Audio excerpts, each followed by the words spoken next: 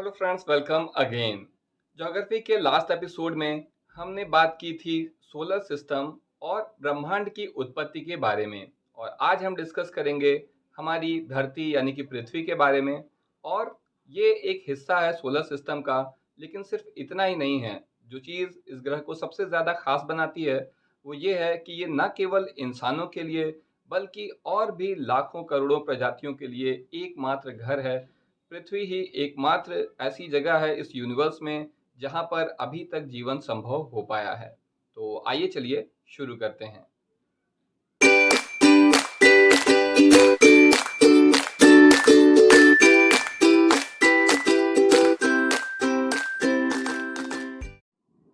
पृथ्वी या अर्थ, जिसे विश्व अथवा द वर्ल्ड भी कहा जाता है, सूर्य से दूरी के क्रम में तीसरा ग्रह है। पृथ्वी नाम पौराणिक कथा पर आधारित है, जिसका महाराज पृथ्वी से संबंध है। इंग्लिश में इसे अर्थ के नाम से भी जाना जाता है। अर्थ एक जर्मन भाषा का शब्द है। इस शब्द का साधारण मतलब है ग्राउंड। पृथ्वी आकार में पांचवा सबसे बड़ा ग्रह है और यह सौर मंडल का एकमात्र ग्रह है जिस पर जीवन है। तो अब हम जो है थोड़ा पृथ्वी के निर्माण के बारे में बात करेंगे।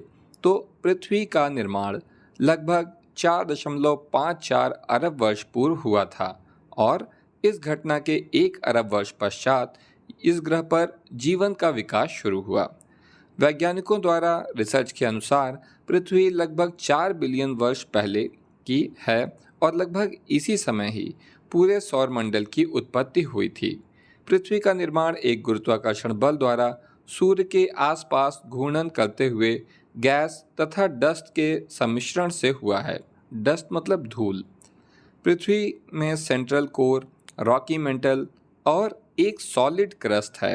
वैज्ञानिकों का मानना है कि 4 बिलियन वर्ष पहले हमारी धरती का ज़्यादातर हिस्सा खौलते हुए लावा जैसा रहा होगा। बाद में जैसे जैसे लावा ठंडा होता गया, धरती की ऊपरी सतह का निर्माण होता गया। तब से पृथ्वी के जैवमंडल ने यहाँ के वायुमंडल में काफ़ी परिवर्तन किया है। समय बीतने के साथ ओजोन परत बनी, जिसने पृथ्वी के चुंबकीय क्षेत्र के साथ मिलकर पृथ्वी पर आने वाली हानिकारक सौर विकिरण को रोककर इसको रहने योग्य बनाया। पृथ्वी बृहस्पति जैसा गैसीय ग्रह न होकर एक पथरीला ग्रह है। पृथ्वी सभी 4 सौर भौमिक ग्रहों में द्रव्यमान और आकार में सबसे बड़ी है। तो सभी 4 मतलब बुध, मंगल, शुक्र और पृथ्वी। तो इनमें पृथ्वी जो है वो सबसे बड़ी है। अन्य 3 भौमिक ग्रह हैं बुध, शुक्र और मंगल। इन सभी ग्रहों में पृथ्वी का घनत्व, गुरुत्वाकर्षण, चुंबकीय क्षेत्र और घूर्णन सबसे ज़्यादा है। पृथ्वी न केवल मानव का अपितु अन्य लाखों प्रजातियों का भी घर है। ऐसा माना जाता है कि पृथ्वी सौर निहारिका के अवशेषों से अन्य ग्रहों के साथ ही बनी है। इसका अंदरूनी हिस्सा गर्मी से पिघला और लोहे जैसे भारी तत्व पृथ्वी के केंद्र में पहुंच गए। लोहा व निकेल गर्मी से पिघलकर द्रव में बदल गए और इनके घूर्णन से पृथ्वी 2 ध्रुवों वाले विशाल चुंबक में बदल गई। बाद में पृथ्वी में महाद्वीपीय विवर्तन या विचलन जैसी भूवैज्ञानिक प्रक्रियाएं पैदा हुईं। इसी प्रक्रिया से पृथ्वी पर महाद्वीपीय, महासागर और वायुमंडल आदि बने। तो महाद्वीप, महासागर, वायुमंडल ये सब बनने का यही कारण है। इसके अलावा पृथ्वी सूर्य से करीब 150 मिलियन किलोमीटर की दूरी पर स्थित है। इस दूरी को एस्ट्रोनॉमिकल यूनिट नाम दिया गया है। सूर्य के प्रकाश को पृथ्वी तक पहुंचने में लगभग 8.3 मिनट का समय लग जाता है। तो देखिए, एस्ट्रोनॉमिकल दूरी पृथ्वी से सूर्य के बीच की दूरी है। इसे भी जो है लंबी डिस्टेंस नापने के लिए इस्तेमाल किया जाता है। अब हम पृथ्वी की आंतरिक संरचना के बारे में बात करेंगे। पृथ्वी की आंतरिक संरचना शल्कीय अर्थात परतों के रूप में है। जैसे प्याज के छिलके परतों के रूप में होते हैं, उसी तरह से पृथ्वी में भी बहुत सारी परतें हैं। पृथ्वी की मुख्य रूप से 4 परत है। इसके सबसे अंदर इसका केंद्र है, जिसे क्रस्ट तथा मेंटल घेरे हुए रहती है। सबसे बाहर में भूपटल होता है। पृथ्वी के इनर कोर का अर्धव्यास 1221 किलोमीटर का है। यह लोहा और निकेल से बना हुआ है। यहाँ का तापमान 10,830 फ़ारेनहाइट यानी लगभग 6,000 डिग्री सेल्सियस होता है। इसके ऊपर 2,210 किलोमीटर मोटी परत होती है, जिसका निर्माण भी लोहा, निकल तथा विभिन्न तरह के रसायनों से हुआ है। आउटर कोर और क्रस्ट के बीच में मेंटल वाली सबसे मोटी परत होती है। पृथ्वी का सबसे बाहरी हिस्सा आउटर लेयर लगभग 30 किलोमीटर मोटा होता है।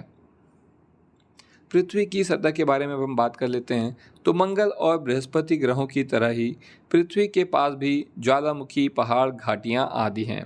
पृथ्वी का लिथोस्फेयर, जिसमें क्रस्ट और ऊपरी मेंटल है, यह विभिन्न बड़ी प्लेट्स में बटी होने के साथ लगातार चलती रहती हैं। यानी ये जो हमारी धरती है, पृथ्वी की जो ऊपरी सतह है, ये कई टुकड़ों में बंटी हुई है और ये लगातार एक जगह से दूसरी तरफ मूव करती है, लेकिन ये स्पीड इतनी धीमी है कि हमें पता ही नहीं चलता। उदाहरण के तौर पर उत्तरी अमेरिका प्लेट प्रशांत महासागर बेसिन के ऊपर से गुजरती है। इस समय इस प्लेट की गति लगभग उतनी ही होती है जितनी किसी व्यक्ति के नाखून बढ़ने की गति होती है। जैसे बहुत धीरे धीरे आपके नाखून बढ़ते हैं, आपके हाथ में ही बढ़ते रहते हैं, लेकिन आपको कभी पता नहीं चलता। उसी तरह से जो धरती की सरफेस है वो भी उसी तरह से एक जगह से दूसरी तरफ गति करती रहती है। जब एक प्लेट किसी दूसरी प्लेट के मार्ग में आती है और दोनों प्लेट्स में घर्षण होता है तो उसी की वजह से भूकंप की उत्पत्ति होती है। कई बार तो प्लेट के एक दूसरे पर चढ़ जाने से पहाड़ों का भी निर्माण होता है।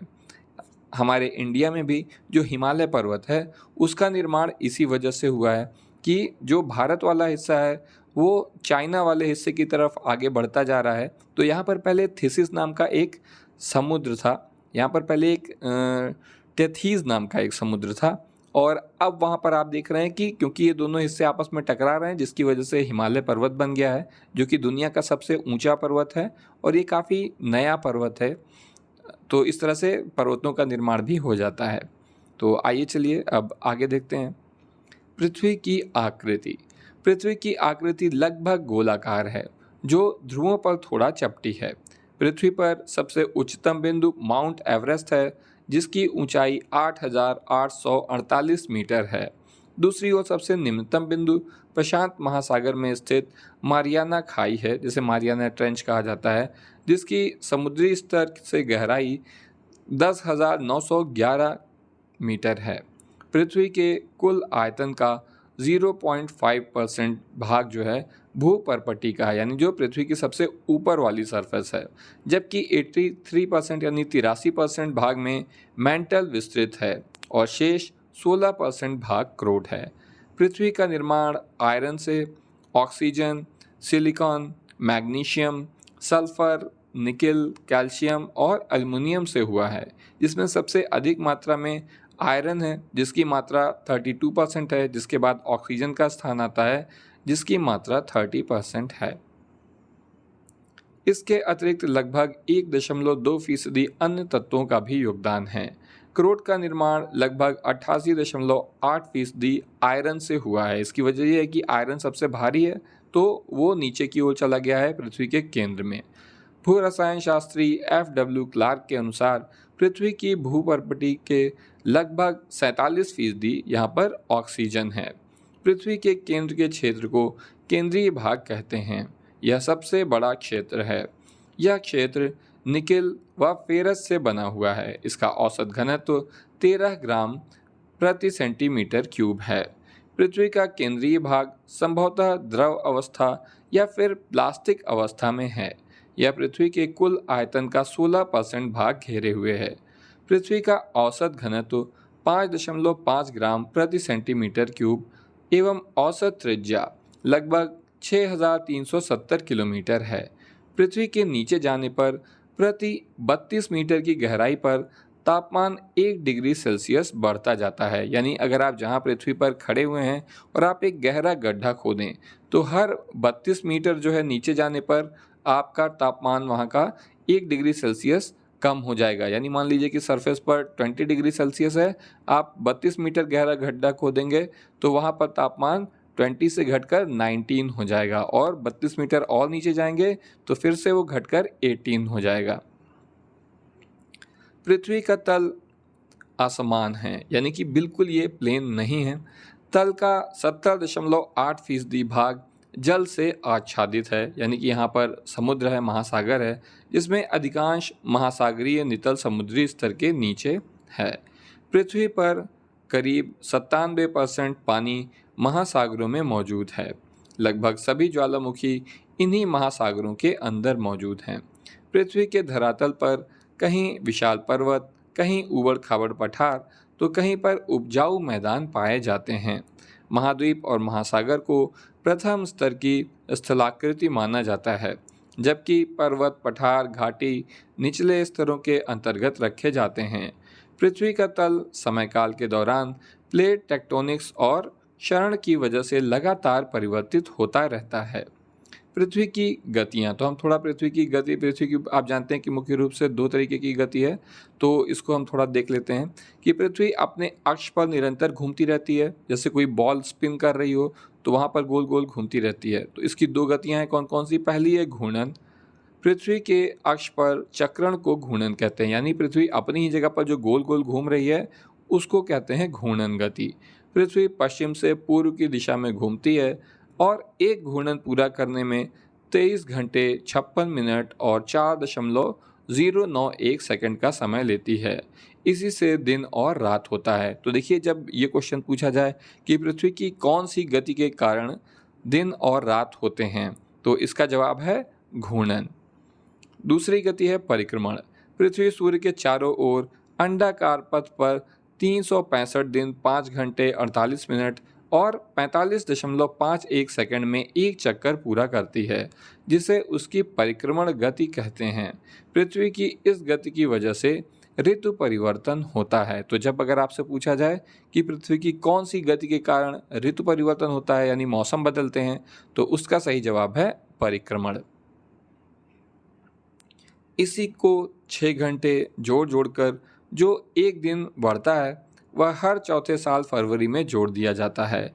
वही फरवरी का महीना 29 दिन का होता है, इसीलिए इसे लीप ईयर कहते हैं। तो देख रहे हैं आप कि यहाँ पर आपने देखा कि कितने घंटे लग रहे हैं, 365 दिन और 5 घंटे 48 मिनट। ठीक, तो जो एक्स्ट्रा टाइम बच रहा है 6 घंटे, तो 6 घंटे 4 साल में मिलकर 24 घंटे बन जाते हैं, पूरा एक दिन बन जाता है। तो हर 4 साल बाद फरवरी में जो 28 दिन का होता है तो उससे बढ़ा देते हैं और 29 दिन का कर देते हैं, और इस साल को लीप ईयर कहा जाता है। पृथ्वी का एकमात्र उपग्रह चंद्रमा है, तो आइए थोड़ा उसके बारे में बात कर लें।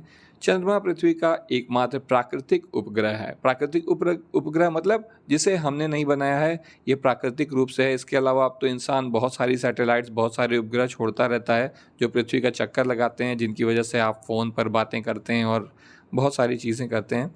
तो लेकिन प्राकृतिक उपग्रह एक ही है और वो है चंद्रमा। यह सौरमंडल का 5वां सबसे विशाल प्राकृतिक उपग्रह है, जिसका व्यास पृथ्वी का 1/4 तथा द्रव्यमान 1/81 है। पृथ्वी की धुरी, तो पृथ्वी जिस अक्ष पर झुकी हुई है वो पृथ्वी की धुरी है। तो पृथ्वी स्वयं की ही धुरी पर 23.5 डिग्री झुकी हुई है। सूरज के चारों ओर चक्कर लगाते हुए भी धरती का इसी तरह अपने अक्ष पर झुकाव रहता है, यानी कि पृथ्वी को थोड़ा सा आप एक साइड में झुकी हुई है, और ये क्या एंगल है, 23.5 डिग्री का एंगल है। पृथ्वी के इसी झुकाव के रहते ही मौसम में बदलाव आते हैं। साल भर में एक समय धरती का उत्तरी गोलार्ध सूरज की ओर झुका हुआ रहता है और दक्षिणी गोलार्ध की दूरी भी सूर्य से काफ़ी होती है। इस समय उत्तरी गोलार्ध में सूर्य प्रकाश बहुत अधिक पहुंचने पर यहाँ पर ग्रीष्मकाल होता है। दक्षिणी गोलार्ध में सूर्य की तिरछी किरणें पड़ने की वजह से यहाँ पर तापमान कम रहता है। शीत ऋतु भी इस वजह से, शीत ऋतु में क्या होता है कि उस समय भी इस वजह से दक्षिणी गोलार्ध में पड़ने लगती है, यानी कि शीत ऋतु में जो है दक्षिणी गोलार्ध में जब किरणें तिरछी पड़ती हैं तो ठीक 6 महीने बाद यह स्थिति पूरी तरह से उलट जाती है। वसंत ऋतु में समय दोनों गोलार्धों में लगभग समान सूर्यताप पड़ता है। अच्छा, इसको आप थोड़ा आसान तरीके से ऐसे समझिए कि जब यहाँ पर यानी इंडिया उत्तरी गोलार्ध में आता है। जो भूमध्य रेखा है, धरती को बीच से बिल्कुल 2 बराबर भागों में बांटने वाली काल्पनिक रेखा को भूमध्य रेखा कहते हैं। तो क्योंकि पृथ्वी जो है झुकी हुई है, तो जब जो है उत्तरी गोलार्ध पर सूरज की किरणें सीधी पड़ती हैं तो यहाँ पर गर्मी रहती है, और उत्तरी गोलार्ध पर किरणें सीधी पड़ रही हैं तो दक्षिणी गोलार्ध पर तिरछी पड़ेंगी, तो उस समय वहाँ पर ठंड होती है। तो यहाँ जो मई जून का महीना है तो यहाँ पर गर्मी पड़ती है उत्तरी गोलार्ध में, लेकिन दक्षिणी गोलार्ध में जैसे ऑस्ट्रेलिया है, न्यूजीलैंड है, ब्राज़ील है, तो इन सब जगहों पर वहाँ पर इस वक्त जो है पड़ती रहती है ठंड। इसके अपोजिट जब दिसंबर, जनवरी, फरवरी में यहाँ पर हम लोगों के यहाँ सूरज की किरणें तिरछी पड़ती हैं, जिसकी वजह से ठंड का मौसम होता है, तो उस समय ऑस्ट्रेलिया में गर्मी पड़ती रहती है क्योंकि वो दक्षिणी गोलार्ध में स्थित है। अब हम पृथ्वी के वायुमंडल के बारे में बात करेंगे। तो पृथ्वी के भूतल के आसपास एक बहुत सघन वायुमंडल है।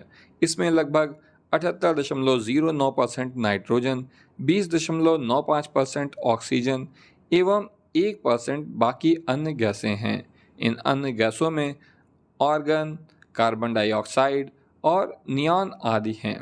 यह वायुमंडल पृथ्वी के जलवायु, मौसम आदि को प्रभावित करता है। यह वायुमंडल आम लोगों को सूर्य के कई तरह की घातक किरणों से बचाता है। इसी के साथ यह वायुमंडल पृथ्वी को मेटेरोइड आदि से भी बचाता है। देखिए, ये मेटेरोइड्स क्या होते हैं कि जो उल्का पिंड हैं या इस तरीके की चीज़ें जब अंतरिक्ष से पृथ्वी की ओर गिरती हैं तो वायुमंडल में उनका घर्षण होता है, जिसकी वजह से वो जल के नष्ट हो जाती हैं और अपने पूरे द्रव्यमान के साथ धरती से आकर नहीं टकराती। रात में जो हम लोग टूटता तारा देखते हैं वो असल में उल्का पिंड ही होते हैं, जो पृथ्वी के वायुमंडल में आकर घर्षण की वजह से जल जाते हैं। तो इनसे भी वायुमंडल हमें बचाता है। आगे देखते हैं कि दरअसल पृथ्वी की तरफ आते हुए मेटल्स अक्सर वायुमंडल में घर्षित होते हुए रास्ते में ही जलकर समाप्त हो जाते हैं। यही बात मैं आपको बता रहा था। तो ये थी हमारी पृथ्वी, और उम्मीद है कि ये वीडियो आपके लिए यूज़फुल है। आप और किस टॉपिक पर या फिर किस सब्जेक्ट पर वीडियो चाहते हैं, ये मुझे कमेंट सेक्शन में बताइए, जिससे कि मैं आपके लिए ज़्यादा यूज़फुल कंटेंट क्रिएट कर सकूँ। तो आज के लिए बस इतना ही। Thank you.